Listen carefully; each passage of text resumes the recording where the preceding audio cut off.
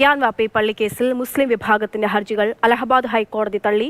1991 ഹിന്ദുക്കൾ നൽകിയ ഹർജികൾ നിലനിൽക്കില്ലെന്ന് ചൂണ്ടിക്കാട്ടിയ 5 ഹർജികളാണ് തള്ളിയത്.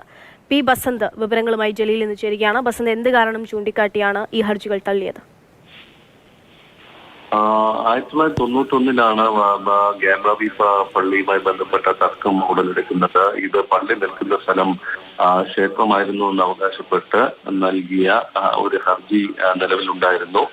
ആദി വിശ്വേശ്വർ വർജമാനാണ് ഹർജി നൽകിയത്. അതായത് വാരണാസി ക്ഷേത്രത്തിലെ ഡേറ്റ് തന്നെയാണ് ഹർജി നൽകിയിരുന്നത്. ഇതിനെതിരെയാണ് 5 ഹർജികൾ മുസ്ലിം വിഭാഗങ്ങൾ നൽകിയത്. പ്രധാനമായും UP സുന്നി സെൻട്രൽ വഖഫ് ബോർഡും അതോടൊപ്പം അഞ്ജുമാൻ ഇന്ദുസമിയ മസ്ജിദ് കമ്മിറ്റിയുമാണ് ഈ ഹർജികളുമായി ഹൈക്കോടതിയെ സമീപിച്ചത്.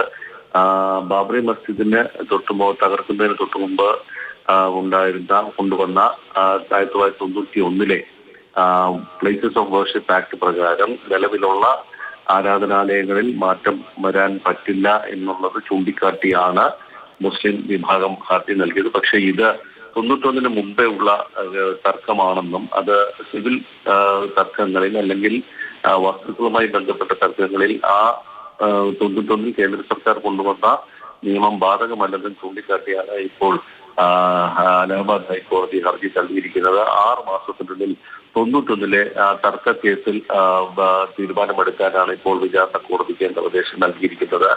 6 മാസത്തിനുള്ളിൽ ഇതിൽ തീരുമാനമെടുക്കാൻ നിർദ്ദേശം നൽകിയാണ് ഇപ്പോൾ ഈ 5 ഹർജികളും തള്ളിയിരിക്കുന്നത്.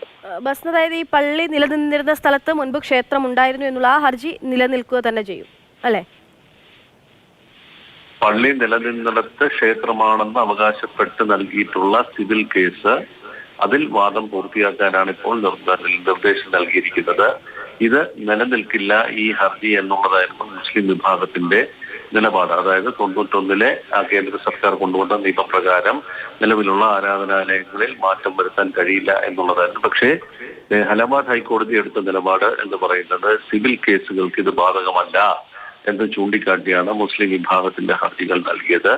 അപ്പോൾ ഗ്യാൻവാപ്പി പള്ളി സ്ഥിതി ചെയ്യുന്നിടം ക്ഷേത്രമാണെന്നും അത് പുനഃസ്ഥാപിക്കണമെന്നും ആവശ്യപ്പെട്ടുകൊണ്ടുള്ള 91 വിചാരണ കോടതി നൽകിയിട്ടുള്ള ഹർജിയിൽ വാദം കേൾക്കാനാണ് നിർദ്ദേശം. ശരി, പി ബസന്ത് ഡൽഹിയിൽ നിന്ന് വിവരങ്ങൾ നൽകിയത്. ഗ്യാൻവാപ്പി കേസിൽ മുസ്ലിം സംഘടനകൾ നൽകിയിട്ടുള്ള 5 ഹർജികൾ കോടതി തള്ളിയിരിക്കുന്നു.